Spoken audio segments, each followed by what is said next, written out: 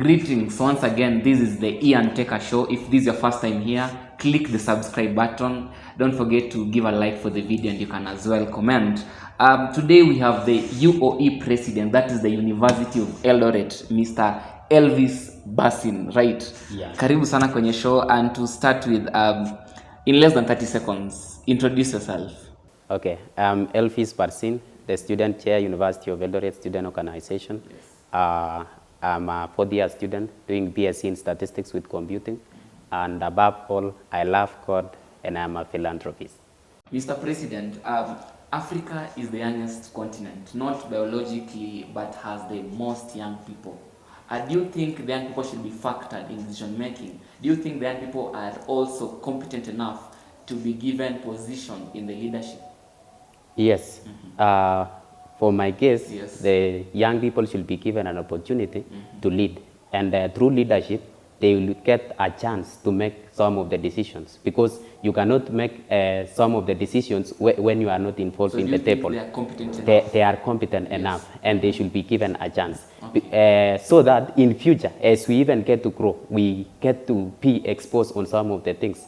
And in future, we'll be having people who can make very, very informed decision based on the experience that they have been getting involved at their very young age. Okay, so you feel, should we focus on the experiences, because the elderly people have experience and the young people lack experience? So do you think we should be talking about age, or we should be talking about the experience of people to be given leadership positions? Okay, you see, when we talk about the issue of age, yes, you can be old, you can be elderly, but you don't have that experience.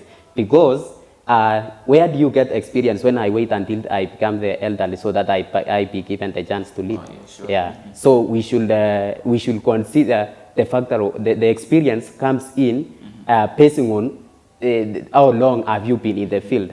And for the young generation to be in the field, every master was once an amateur. So you must start from when you are an amateur, right, before you become the master. All right. Mr. President, I've had time with your students, the great people of the University of Eldoret. Yes. And we were talking of your campaigns. Yes. Tell us more about your campaigns. We heard that you had the first election again. Once again, it was again. So you see, during the presidential campaigns, indeed it was very competitive, and in fact what won. Because I involved myself before in the last election, but for this one, which I was in, it was quite competitive. In fact, for the first time, the appeal was made in the history of the University of Eldoret, and my competitors had to appeal for their win.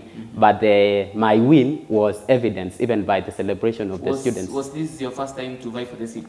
Yeah, it is my first time to fight for the presidency, but I fight before during my second year for the director in charge of entertainment, games and sports. Okay. Yeah. And how did it go? Did you win or you lost? I won in my second year. So I was in the last council before the students say now, because you have solved all the challenges affecting the sports and entertainment sector, we can now promote you so that you have a chance also to solve some of the issues that affect the presidency. All right. How long have you been in office, Mr. President? Okay, roughly 2 months, because I was sworn in, I was inaugurated to the office on the 18th of April this year. Okay. Yeah. How much did you spend for your campaigns? And before that, before you talk of how much did you spend, who sponsored your campaigns, Mr. President? Okay, definitely my sponsors came from the students. It was actually funded by the students, and some of the supporters from outside, the guardians, some politicians around. Only one politician sponsored me. Which politician did he or she sponsor you? Who was he or he? Let me not mention the name, but actually it's from residing from Kericho. That is my home county. Okay. Yeah. Right. How much did you spend? That was my question before. I spent roughly up to 120,000. It was not such expensive. Okay, but it was quite interesting. Yeah, it was interesting. No problem. What were your 3 manifestos? Let me ask, what were your 3 favorite manifestos that you feel you can confidently tell your comrades and your great people of the University of Eldoret that you can achieve and maybe so far you've achieved already. Okay. Yes. My first 3 manifestos was, the first one was to fight for the independence of the USO. That is an organization of the students. And the process have started fighting for it. And very soon we are going to launch our new logo. Yes. We are also going to launch our new email and the USO channel and the TV itself. You can expound on the USO because I can't. USO means University of Eldoret Student Organization. Okay. It is an organization for the students. But many years that we have been, or when I joined this university, I came to realize it is not running independently, unlike other institutions. We have the university of the institutions like University of Nairobi, Technical University of Kenya, Kenyatta University. They use their own logos, their own emails, but for us, we've been using the university logo, which shows that this organization of ours is not independent. Okay. So once we fight for this independent, we'll be able to make our decision, and the running of the office will be easier. Okay. Yeah. Before getting to this field, let me say this position, Yes. what were your initial steps, and when did you realize that you can be the president of the great University of Eldoret? Okay. My initial step, I joined first year of in this university in the year 2021, 27th of August. Right. And when I joined, I had the passion of serving the people. Yes. As I said before, I am a philanthropist, which means I like serving humanity. So I joined, and I started with a very, the first initial step was to fight for the class representative position. And my course mates, I had my competitor, but my course mates fought for me, for that post. For the class representative post. And in my second year, after serving them, they informed me, why don't you try the delegate position for the School of Science? And I tried for the same. And the students from the School of Science voted for me, and I won the election. So how was the experience, Mr. President? It has been nice. It has been a nice and engaging game. Ever since I joined this game, I have never been on the losing side. What was your worst that ever happened to you in your experience? In my experience, the worst that happened was the most one for this current position. Ever since, I've been having a very smooth steps from one position to another, from one position. But when it comes to presidency, it almost gives me a headache and even stressful nights, because it was very competitive. And it happens that after even I won the election, it's the day that I was supposed to be sworn in. I've just arranged everything. We have arranged ourselves with the students, ready to go for the inauguration. The swearing in was called off. That there is a case that has been filed to stop my swearing in. The competitors say my win was not justifiable. Was it transparent? It was very transparent. So I even wonder what was happening, but it is just a true reflection. Why do you feel they created the controversies? About the winning? Yeah, about your winning, that is. I guess, yes. You see, sometimes for them, yes. You know, I had 3 competitors, and when they see I was worthy for the post, they decide to join their forces and support one person. Okay. So after supporting one person, they thought they will have to join the force and then maneuver and get the seat. One of them was, unfortunately, it didn't happen. So they were even aware of who was competing with. They were aware. That's why they decided to match forces. And the host remains still to be farasi kapaki kakwa tu moja. Okay. After even the matching, they still did not manage. Oh, quite interesting. Last month, that is May, we've had the Mental Awareness Month. Yes. We also realized that 13% of diseases in Kenya is a burden from mental disorder. WHO also say that mental health should be a public health priority. Mr. President, what do you think are the probable factors that are causing this illness? And are our parents causing this? Is it the drugs and substances that are causing this? Maybe you can mention and how you are going to mitigate this disorder. Okay. I think, yes, you have said the first one is our parents are part of it. Because you find many a times there is that expectation that our parents are in building us in. They trust we should have to deliver this. So they have certain expectation that his son or her daughter must do this or must deliver this. You feel they should not be expectant of their children? Yeah, they should not put more of expectation. Okay. Like you should not, you just... They should not expect they will do well, or what are you saying? You see, this, our parents expect us, it's not bad to expect me to do well, but sometimes it might not be in my ability. Okay. So if a student has achieved his best, you don't have to expect more of that, such that you are making the student to, instead of appreciating what he has just brought to the table, maybe he has presented the transcript, and that is his best. But you find the parent is discouraging the student. You see, during my time I was this and this, and many of our parents, they are telling us the side of their best, what they did best when they were young. But they don't tell us their mistakes when they should be telling their children. So Mr. President, do you think the mental disorder, the mental disorder is even causing suicidal cases? Do you think our parents are even contributing to the suicidal case that we are having? Yeah, true. They are contributing. Because, if, for example, my parent is not telling me, when I was studying in university like you, when I was in second year, this and this happens for me, and this is the way I do until I come out of the problem. But instead... But of course, we have parents that didn't go to school.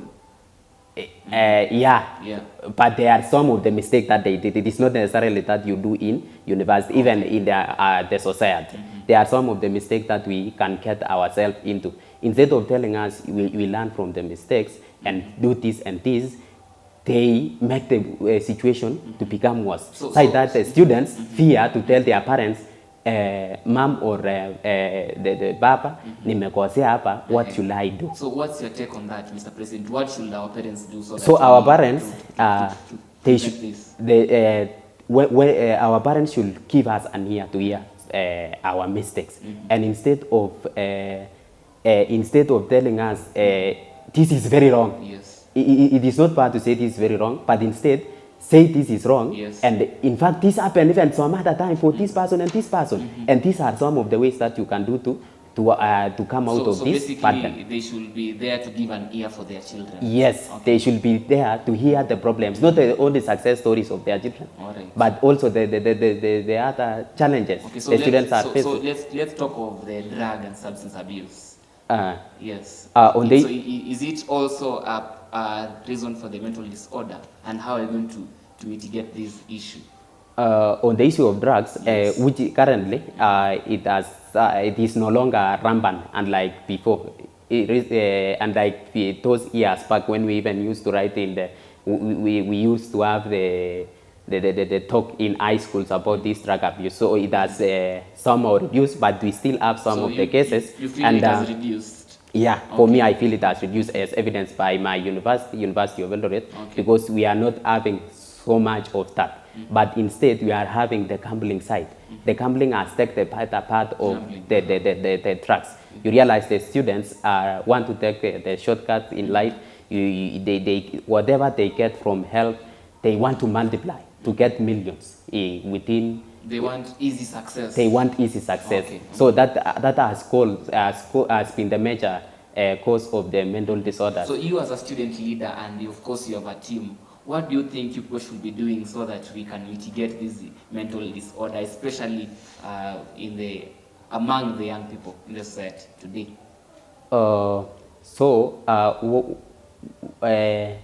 For me, I feel like we should be having, you see, when it comes to campus, most of the time, it is not like high school. In high school, you realize the student, there is a certain station where the students are being carried through the what do I call the talks, yeah, the mental awareness talks, counseling, yeah, the counseling and the likes. But in campus, when you come to campus, students are more repellent of such. But instead, we should be using our peers, people like us, now that I have a platform, and in fact I'm organizing before the end of my limit, that we should have the mental talk to our students, whereby we identify the students who are affected through their peers, because most of them, they don't show themselves for the talking, but instead we should use these peers to identify those who are unaffected. Okay. And then we assign some of the counselors to talk to them. So I think that could solve. Okay, Okay, let's get to the finance bill. Mr. President, what's your take on this annual finance bill 24-25, especially in the education system? We are talking of the funding model that we have right now in Kenya. Yeah, true. So my take on this finance bill, and especially I'll talk especially on the education sector, is that I advise the government through the chair of budgets, Ndindi Nyoro, that the government should finance more of scholarship to the students. They should see a way of increasing funds, because I've realized there's a circulation going on that the funding has been reduced, and this will lead to more of the loans on the student side. But instead, it is my request that they increase the funding to the university, and for the loans, it should either to be maintained. You see, there is a difference. There is disparity between the continuing students and those who are under the new funding model. So to explain on those who are under the new funding model, you realize most of them, the government finance the student on loans. They finance the student on loans. And if you finance a student on loan, to increase the way they disperse loans, the amount of loans, they disperse based on the vulnerability of the student. So you see, some of the students with who are more vulnerable, they are getting some huge loan. So you realize at the end of the 4 years of these students, instead of solving the problems that are affecting their homes or their societies, they now start servicing the loans, which will this student will never rise from where he was, because instead of getting to kujibuild, unapata anaanza kulipa loan. So I advise the government to increase more of the scholarships, that is funding, than of loans. So, Mr. President, do you think this finance bill will pass? Definitely, we have very few minority leaders and we have many majority leaders. Do you think the finance bill will pass? Ama itaanguka asubuhi? Ama itapita? That is very sorry for that. Most probably, based on what has been happening before, the chances is very minimal. Minimal on what basis? Is it getting to pass ama itaanguka? The chances ya kuanguka is very minimal. Yeah. No problem. Mr. President, recently the student leaders have had a meeting in Naivasha, right? Yeah. You attended. Yeah, I attended. Maybe you can share what were the agendas and were your agendas for the students, because you are representing the schools. Yeah, true. Students at large. What were your agendas, and did you achieve the goal that you people went to have that meeting for? Yes, the agenda, it was actually the evaluation of the new funding model. Yeah, funding model. That is the current first years who are to join the second years. So we had gone to give out some of the reviews that we feel like we as the student leaders, we feel like it needs to be reviewed. And the first thing that we gave to the Ministry of Education, those who are in attendance that day, that they should be able to allow the students to apply for this scholarship at their high school level. Just the way like we are applying for the placement of university when you are in Form 4 and you are not even sure whether you are going to score the grade of to join a certain university. Why it is? We have experienced in my short-term period that I have been in this leadership, I have experienced the conduct of the students. Most of them didn't get the scholarship. And when you get to ask them, what was the reason? Why didn't you get why were you not placed in any band? And their response was, I never applied for. And when you try to interview the student, why didn't you never apply for? You realize most of these students are coming from marginalized area where there is network issues, there is no even cybers. So if they can get assistance in high school level, to apply for... That was your agenda? That was our review. Okay. It was... The agenda was evaluation of the whole... Oh, evaluation. It was evaluation. And then these are now the reviews that we gave out. That is the first review. Okay. The second review is that we also asked the government to place those who never applied for those who are to join our second year to be given the last priority of placing them on the last band, that is band 5, where they get a scholarship of 40%. And then from there, they can appeal. Okay. So that is the second review. The third review is that in the life cycle of a student, some of the things can happen. Okay, yes. And you can place a student in band 5, and then definitely he lost a breadwinner who is the breadwinner of the family, and maybe he's in third year. So you realize this student is not supposed to remain in band 5 because he has lost someone who is supposed to pay for his school fees. So we asked the government for continuous appeal, for continuous appeal of this scholarship, so that in case anything happens during your study period, you can as well appeal. So did you guys achieve whatever you guys appealed? Yeah, for now, you know, it is, I think it's 3 weeks since then. We are still waiting for the report on our reviews, so that we can get to know whether the government... We are yet to get the feedback of that. We are yet to get the feedback. I'll get to you, Mr. President. So thank you. I'll be waiting. Okay, Mr. President, who is your role model in the political field? My role model actually is the current president, the head of state. Okay. I've been... Is it because he's also a Kalenjin? Not really. Okay.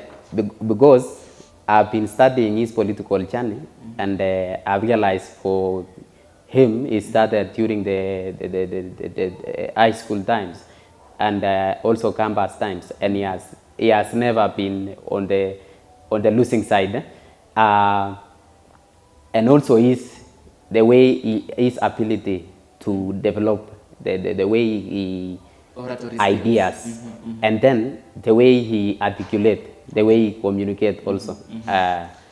No problem. Mr. President, you have not stayed in office for a long time, but I would want to get your take. Are you a kind of leader that will engage more of negotiation so that you can establish consensus, or when the students are kind of mishandled, you'll engage in demonstration and picketing so that you can achieve your goals as students? For me, I think negotiation does better, because even if you go on the side of demonstration, at the end of it, you must negotiate. Demonstration cannot solve the problem unless... But according to the constitution, demonstration... It is allowed. Yeah, it's allowed. It is allowed. Peaceful demonstration is allowed. Yes. But I'll try to seek first the negotiation side before I decide otherwise. Yeah, that is it. All right. The president has recently traveled to the United Kingdom. Yes. One of the agendas was corruption mitigation.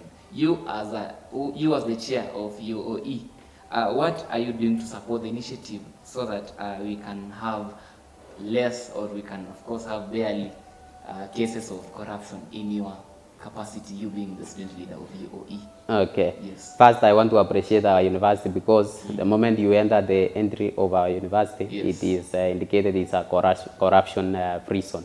And I can attest that currently I haven't witnessed any case of corruption, but in the current meeting that we held with my members, the student council members, we were able to touch on such issues, that we should not be bribe for us to offer some of the services to the students, because you know, these things, that it is something, corruption is something which is a repetition. After you repeat it at a very tender age, you get to familiarize yourself with, you practice it definitely end up to be something which is permanent. So for me, it is through continuous talk, and if I sense such a case, especially in my student council members, then definitely we all agree it is a disciplinary case, and it is beyond even my capacity. So for me, I'm not going to engage in any sort of corruption, and even if I'm going to realize within any student that has been asked for the same, then definitely I'll take an action. Okay. To finish up, Mr. President, we have had the annual prayer breakfast, Yes. an initiative of the Parliament. Hope was the theme of that prayer breakfast. Mr. President, what are your prayer requests as the student leader in university? And do you think we should be talking of hope, or we should be talking of leadership and accountability? You see, the issue of hope, Yes. it aligns with leadership. Because even when you are fine, you are hoping that you will win. And whatever you are doing, hope goes alongside with faith. That whatever that you tell your comrades or the students is through faith that you are going to achieve those things. Okay. Because by then you have not reached there. So, but by faith you are already there, and you are mentioning some of the things that you are going to do to these students. So for me, we should only, we pray for strength, and then we do the actions. So we just ask God for strength, and then for strength to achieve some of those things, and then we go on the action side. Mr. President, any closing remark? To the University of Eldoret students, I want to say I'm grateful for giving me this chance, and I want to promise you a brighter future come 2027. Currently, we are working tirelessly on the agendas that we promised. Thank you so much. Okay, Mr. President, thank you so much for making time for us, and for our viewers, thank you so much for viewing. Don't forget to like, share, and subscribe. Pleasure.